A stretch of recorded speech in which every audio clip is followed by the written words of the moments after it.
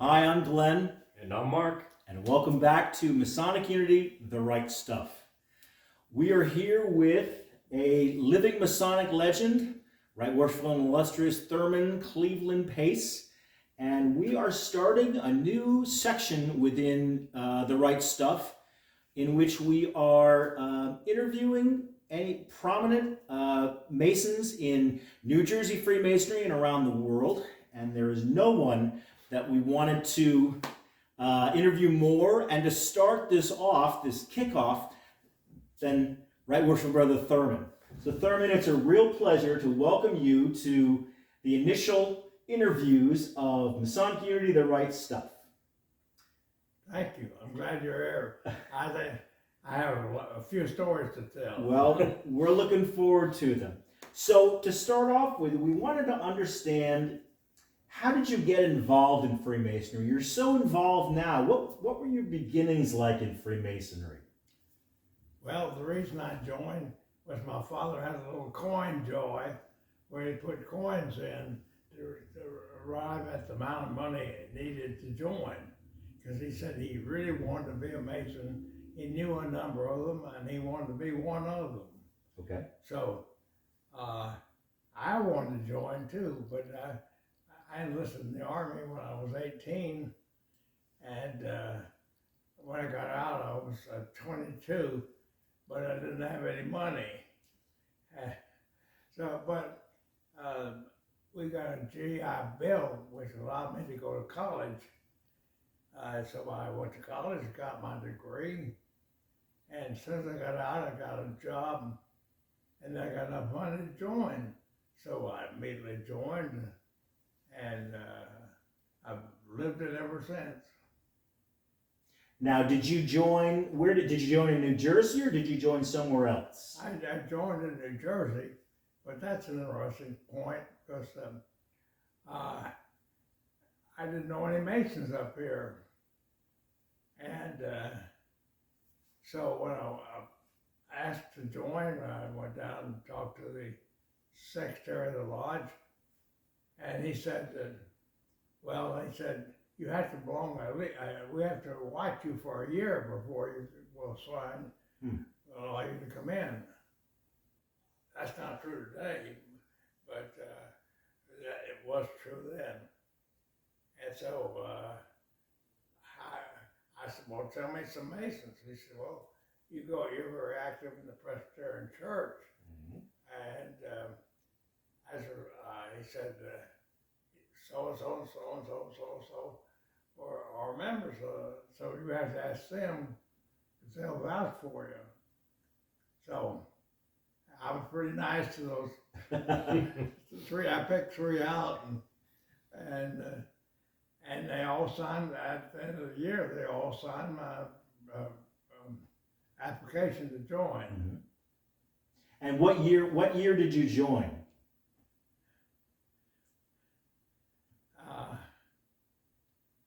I'm sorry, but I'm not good at 97. I'm slowed down a little bit, and I don't. Quite okay. That's quite okay. What lodge did you join? Lafayette Lodge number 26 in Rahway, New Jersey. Okay. And I lived in Colonia then, and that was the nearest lodge. Makes sense. How much did it cost to join?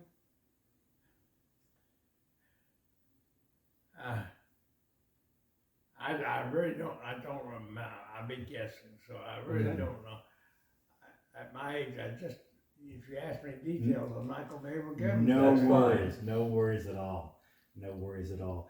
And when you joined, did you go right into the Worshipful Master's chair, or what did you do when you first joined? What offices did you hold? Do you remember those? I didn't hold any because I was traveling 50% of the time. Wow. In my job, and I couldn't. But I was active. I was always there and helped out and did anything they wanted me to do. And then in the meantime, we moved to Westfield. Okay. And I figured I'd like to join the lodge there. So I joined Atlas Pythagoras Lodge. It wasn't Pythagoras, it was just Atlas Lodge. And so I immediately went online Yeah. and started work my way up. Okay. Do you remember how old you were when you joined? Were you in your like 20s? Yes. Okay. Okay. So that would have been about 70 years. That would have been Yeah, I think I'm 50s. In the 50s? Yeah, it would have been in the 50s. Yeah. Okay. Well, that's good. That's good. And you progressed up and you became worshipful master. Where were you worshipful master? Were you in Lafayette or were you worshipful master in Atlas Pythagoras? Atlas Pythagoras. Atlas Pythagoras. Okay. And after you were worshipful master, what did you do? Did you stay in the lodge? Did you go to other organizations?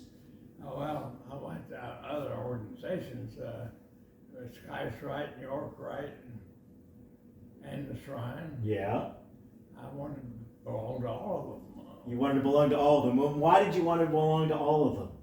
Because I was interested in Masonic history and what was, and I figured that the best way to find out history is to join.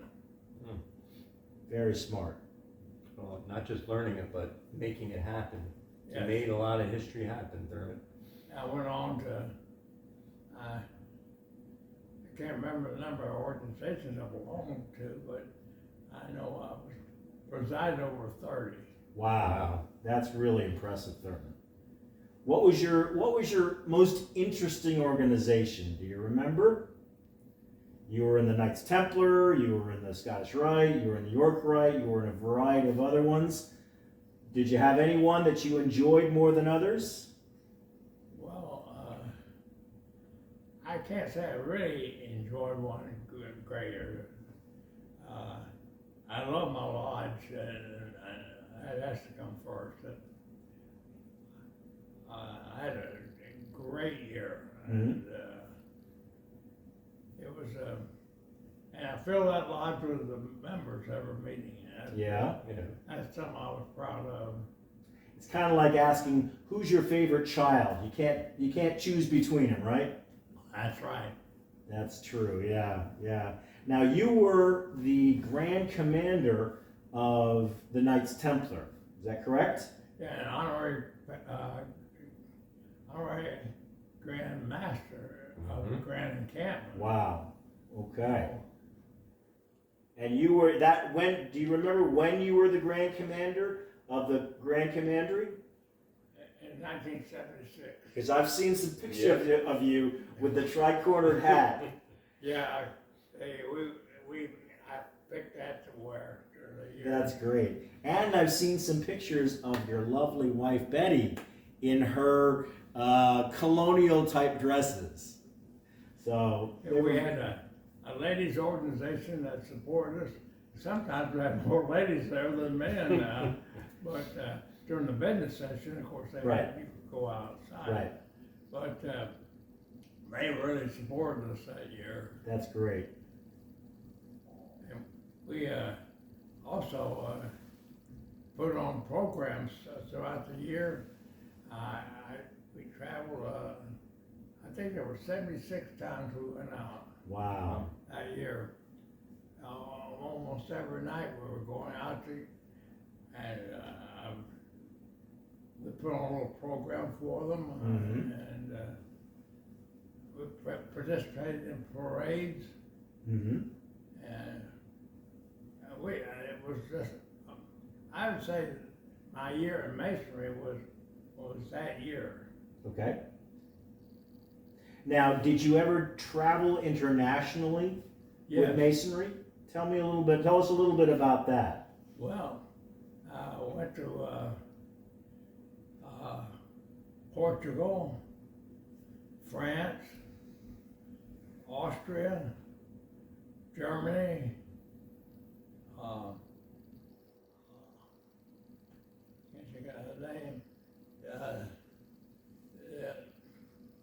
It was on the Russian border. In fact, I went over there because they wanted to start the Rosicrucians. Okay. Interesting. And So we were treated royally out there, and also in Austria, where we did so many things for them. In other words, we brought something to them as well as they gave something to us. Right, right. Now, aren't there some bodies that are actually named after Thurman C. Pace over there? Yes. Yeah, that's the Rosicrucians. Okay. Mm-hmm. They had one name for me in Portugal and one in France. Wow. Wow, that's impressive. That's impressive. And you were very instrumental in the Allied Masonic degrees, Yes. in bringing that to this area. Can you tell us a little bit about that? Well, I like the history of the organization, Mm-hmm. and they said you join that. There was one that met in the lodge in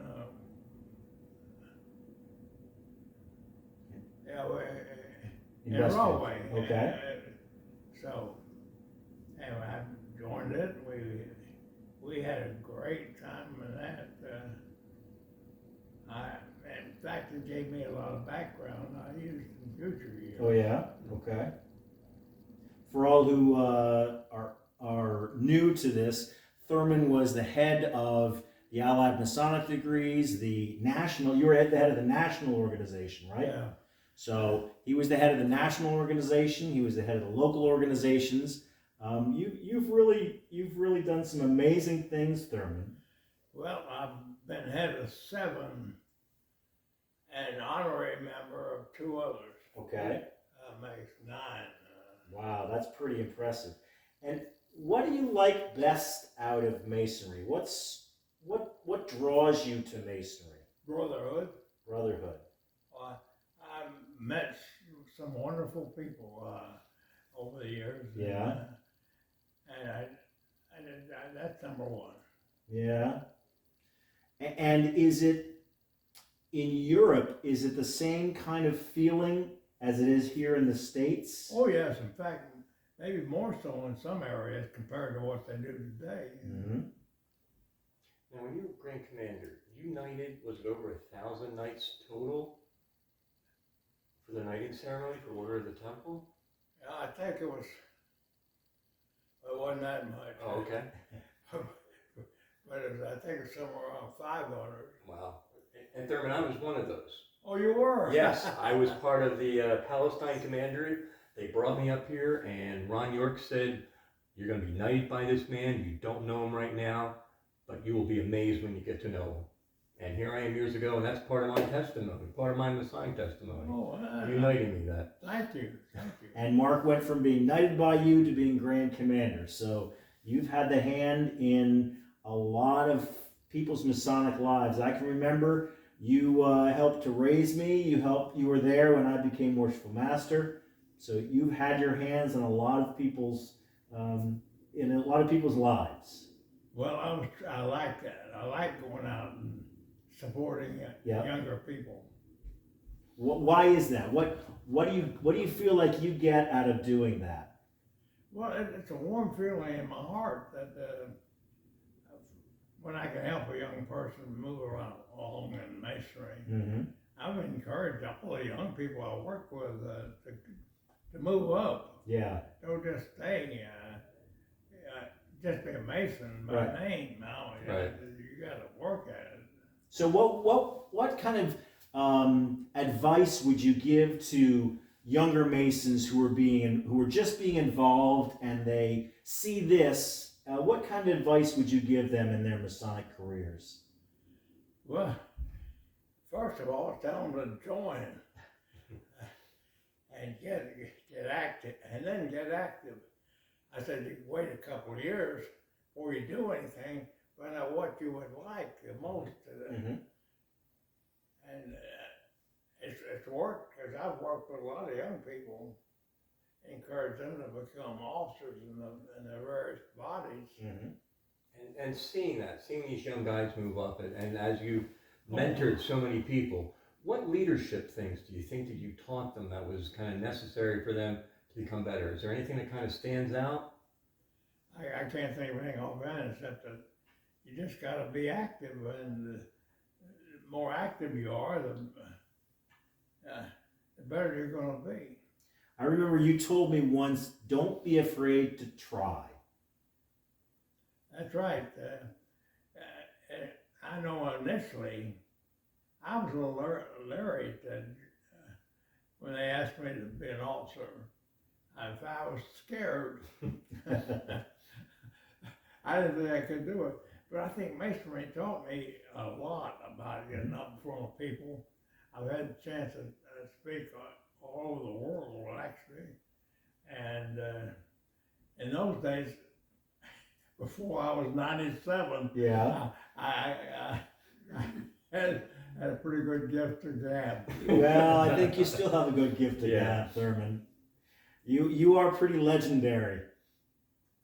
So I know that you were involved in, you said you were involved in the Army, in the military. Tell us a little bit about your experiences in the military. Well, when I joined, they said, well, what would you like to be? I said, I'd like to be an officer. And so I was accepted for OCS. But at the same time, they came on with a new program called the Army Specialized Training Program, ASTP. And they said that they would put me all the way through college and get a degree automatically. Mm-hmm. I said, man, that's a good deal. I was only 18 at the time. But you had to have a certain IQ to get in, and which I did qualify for it. But so I went to Indiana University and we took a double load. We took 2 years in one. So this was an engineering. Because at that time I really wanted to be an engineer. Right. I changed my mind later on, but at that time I just that's what I wanted to take. So at the end of the year, when I completed 2 years of college, the war got bad, and they needed somebody over in Europe to fight. Right. And so the program dissolved, and I went to an outfit, and you were we were buck private, and yet we were more educated than most of the officers. Right. But anyhow, when I got in the Army, it was in the cavalry, Mm-hmm. and I was a mortar gunner. Okay. And I was eventually became the best mortar gunner we had, because in practice and everything. And I took advantage of that over in Europe too. And where did you go in Europe? Went in France, and a little brief episode through Holland and Belgium, cleaning up what somebody else had already cleared captured. And then we went to, my first action was on the Rhine River. And then we formed, we became the lead vehicle for the 7th Army going through Europe. And we took Munich, and Augsburg, some of those big cities, and it was, we liberated Dachau, which was the only one liberated by the Americans. Can you tell us a little bit about that? Yes, we were sent on patrol to on a mission, and on the way on this mission that we were going, we stumbled into Dachau. And, but we saw the crowd, the number of people there was huge. So we radioed back to the 42nd Infantry and 45th, which were they were on our flanks, to come up. And if you read their history, they liberated this. Well, they did. They took part in it because we couldn't do the whole thing ourselves. Yeah. Did you say before that you knocked down the gate? Yeah, that's right. Your group knocked down Right. the gate. That's impressive. Oh, man, you remember what I said before. Yes, we knocked down the gate, and we, in fact, if you read the history of the 42nd Infantry, when they said that when they got there, the gate was open. Well, sure, we opened it for them. And But you've also taken photographs of the time there, what you saw in the camps. well, I didn't Okay. have a camera or anything like that. And you have to carry that, and you have to carry a lot of other stuff. Right. But I always remember this one guy came up, got on his knees, and he said, "I want to thank you for saving my life." And he said, "I only have one thing in my possession that I own today." He said, "A little brass compass." And he said, "I'd like you to have it in memory of freeing me." And incidentally, my son lost it on a camping trip later on. I treasured that compass Yeah. because of the meaning it came with what that guy said, really, Yeah. thanking me. But we only stayed there about 6 hours because these other guys came in and took over. Because we had to take Munich, and that was only about, I guess, 10 or 15 miles from Munich. So we went in, and that was, boy, they really shelled us good. They went in there. But we got it, and then went on into Austria. And the war ended, we met the Russian 22nd Corps there, and that was a wild bunch of guys. Yeah. I'll tell this story, but it's probably not appropriate. But The floor is yours, Thurman. I met the prettiest girl. She was, and I couldn't speak. Well, she was Russian, but she couldn't speak English, and I couldn't. And I couldn't speak Russian, so I had a lot of ideas. But anyhow, she had a bottle of vodka. Right. And I never had vodka. I didn't drink. Right. But she poured a glass, said, chug a lug. So I figured that's the best way to get close to her. Right. I passed. I didn't totally pass out, but I came close to passing out. And that was the end of her. Now, previously you'd also mentioned about leaving your initials around Europe. Oh, yes. We went to Hitler's home in Berchtesgaden. Wow. And that's where Hitler had his home, Bormann, and a couple of other leaders, and not in the Nazi or in the Nazi regime. And so I carved my initials in all their homes. And most of the guys were going around looting, you know. Yeah. I did pick up, I went into Hitler's library, and I took out 3 books. I don't know what kind of books they were. I just took them. And, but eventually, I had a lot of stuff to carry. I had an ammunition belt around me, and a belt on my back, and so I threw them away.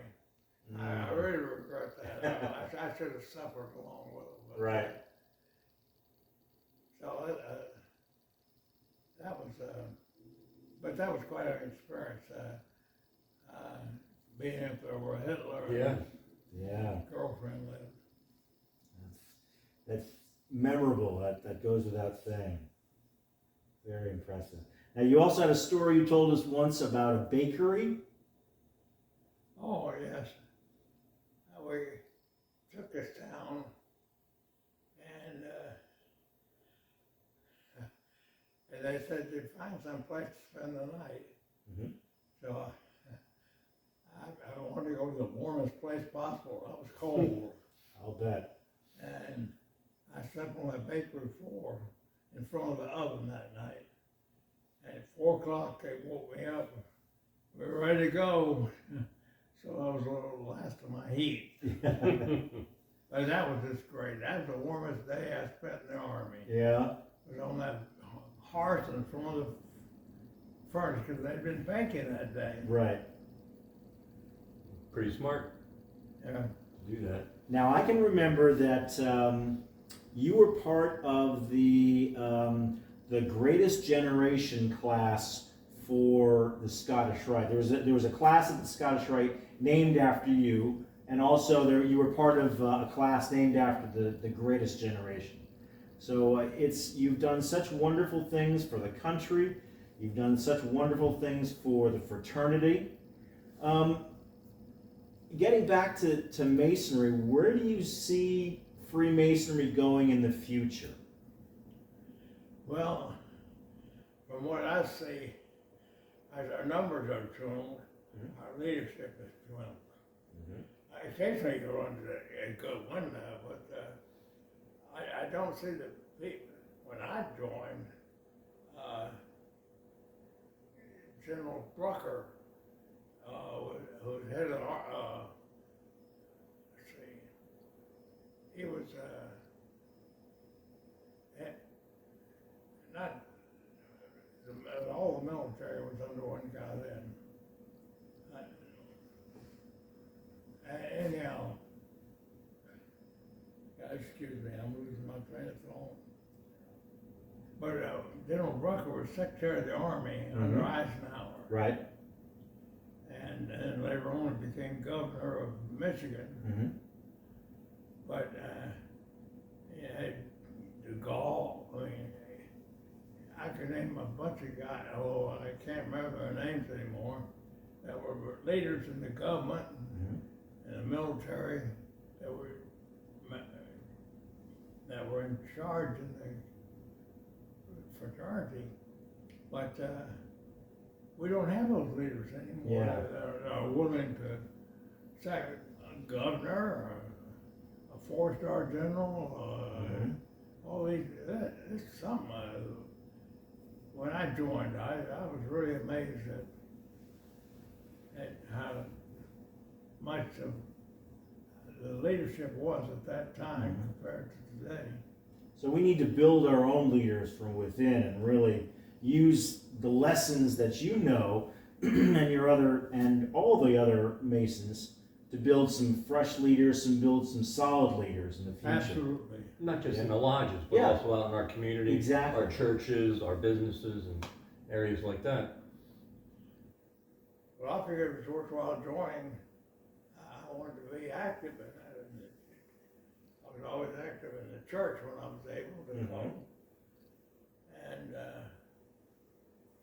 held all kind of positions there. Right. Well, it's all intermixed. Being active in the lodge means you're active in your family, means you're active in the community, in your church. It builds better men. Well, also DeMolay, I really worked hard in DeMolay. Yeah, tell us about DeMolay. Tell us about your experiences in DeMolay. Well, they wanted me to be a leader, but I couldn't.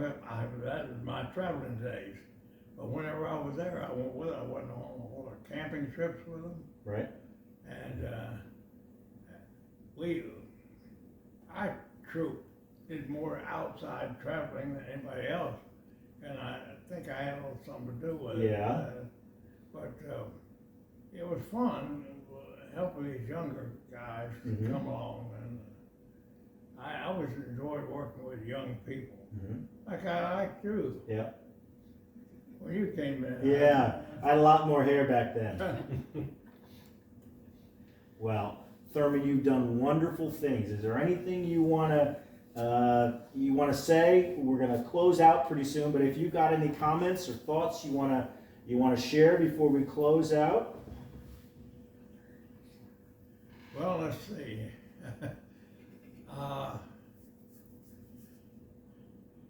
In Masonry, I think it really helped me in so many ways.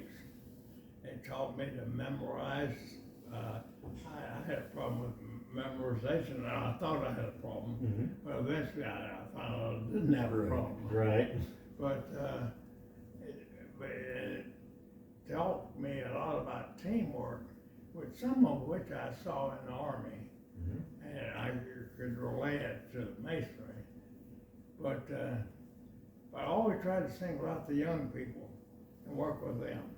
That was always my goal in life, was to help young people. Right. And so but that's about all I have. Okay. At this age, I'm lucky to remember that much. No, you're doing great. Oh, and also with the Scottish Rite, you're involved with the learning centers. Oh yeah. And you were also an active, I started. not just the York Rite, but also in Scottish Rite.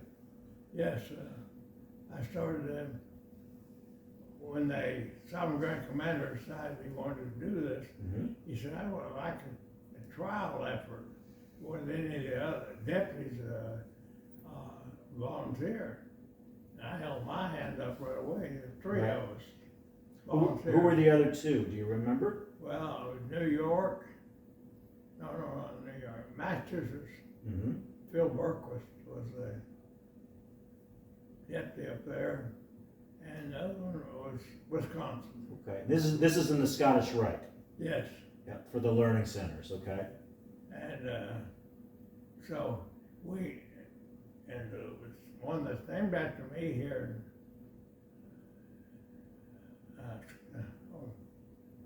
Scotch Plains. Mhm. Okay. They have more students there than any other one That's in wonderful. the northern jurisdiction, and I'm proud of that. Yeah. Should be. Yeah. It's a big accomplishment there. Definitely. But we got the way I got it was that I pretty much controlled I had a lot of authority in the Mhm. lodge, Right. and when they wanted lodge wanted to join with us,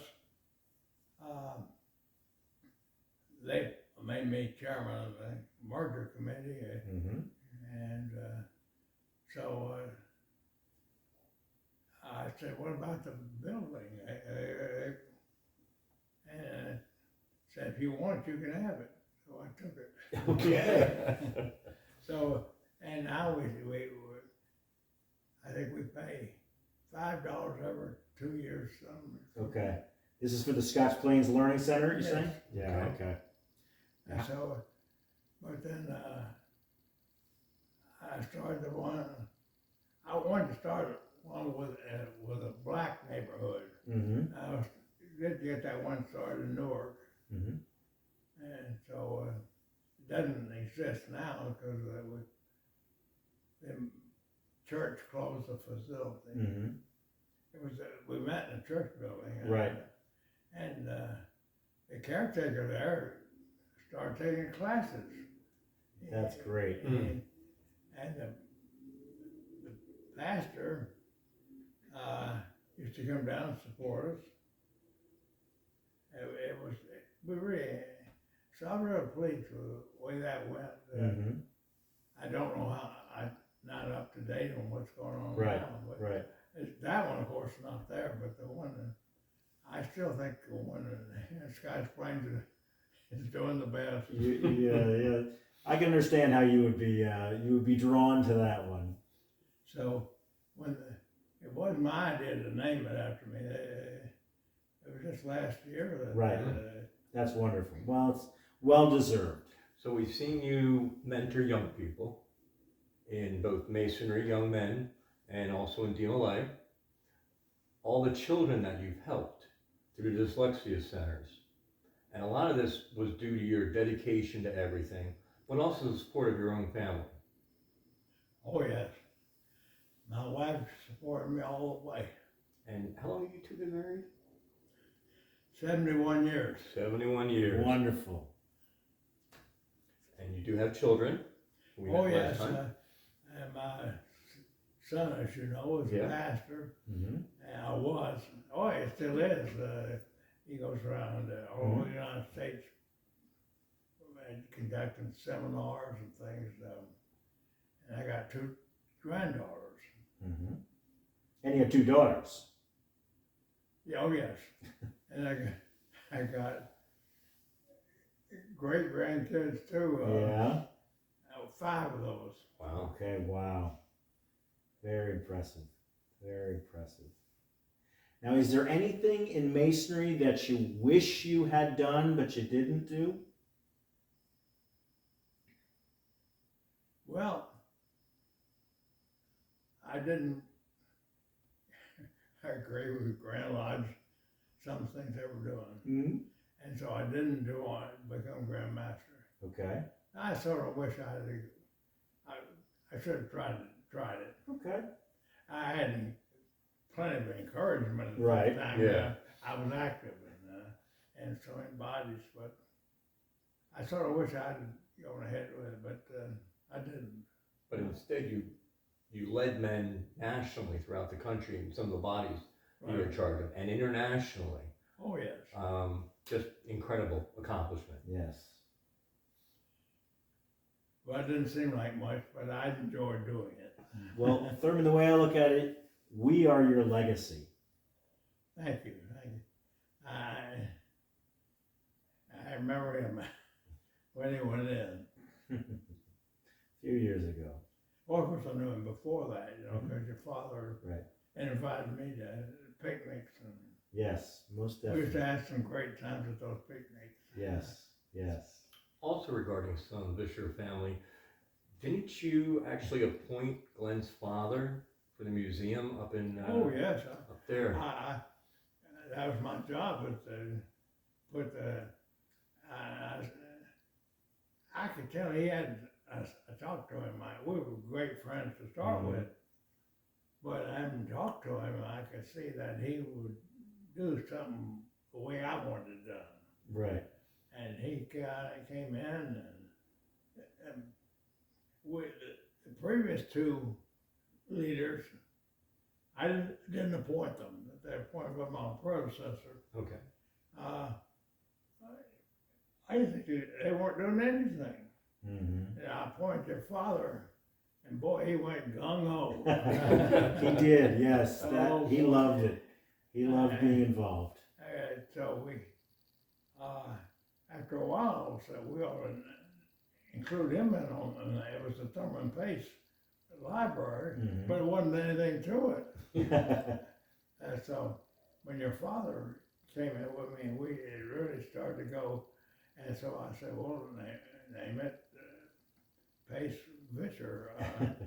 Right. And then later on, we just said, let's just make it a Vischer. Because Wow. we got the whole family. Yeah, you get one of us, you get all of us. Well, to be honest, what we do here, the Rite stuff, comes from the museum, so it actually comes from you. So we're your legacy Masonically, but we're also your legacy from the museum, because you really started all that up. Yeah, well, I started a few things in my Yeah. day and time. And they were all successful. Yes, indeed. Some people start things, but they let them go. Right, right. Of course, I'm not doing anything now, but I did for years. In fact, you also started the Night Preceptors Yes, for the commandery, right. and still going strong in Jersey. Good. Something to be very proud of. Well, there's a lot that you can be proud of in your experiences, and a lot that we can be proud of you and your whole family.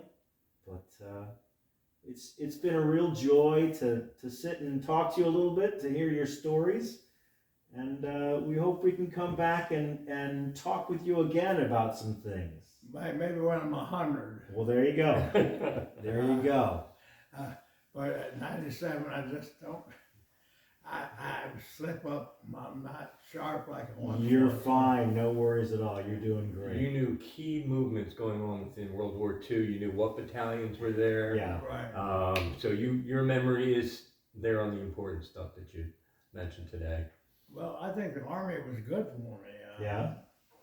I didn't think so at the time, but when I look back at it, it educated me, Right.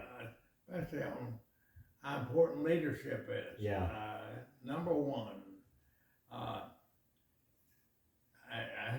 be honest with you, I was smarter than most of those officers, and that's when they kept me. I'm not bragging when I say that. They just didn't have any education. Right. They immediately went to OCS and got their became lieutenants. But we also had some great officers. I don't mean to knock all officers out, but that was just one of my pet peeves. Understood. Well, Thurman, thank you so much for opening your home to us, giving us some stories, and we'll take you up on that. We'll be back when you're 100, and we'll interview again. We'll have to bring cake then. We'll bring I'll be cake waiting then, for yes. you. We'll be waiting I might for be down there, or up there. Oh, no. So thanks all for joining us for Masonic Unity, the Right Stuff, and we'll see you soon. See you later. Bye.